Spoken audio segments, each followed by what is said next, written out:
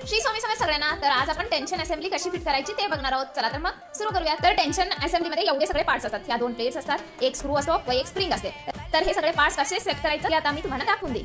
तर पहिले हे 2 प्लेट्स आहेत ना, त्या दोन्ही प्लेट्स एकमेकांच्या अपोजिट साईडला घालून घ्या.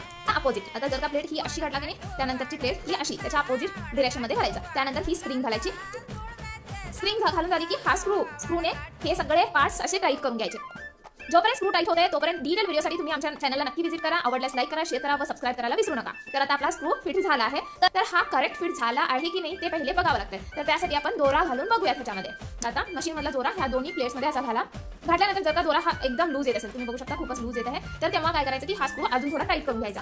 आणि जर का हा मशीन मधला दोरा इथं घातल्यानंतर खूपच दोरा टाईट येत असेल तर हा स्क्रू थोडा लूज करून घ्यायचा. आपला हा दोरा जो आहे तो एकदम मध्यम मध्ये यायचा, खूप टाईट पण नाही व खूप लूज पण नाही. तर आता आपली ही tension assembly ready to use आहे.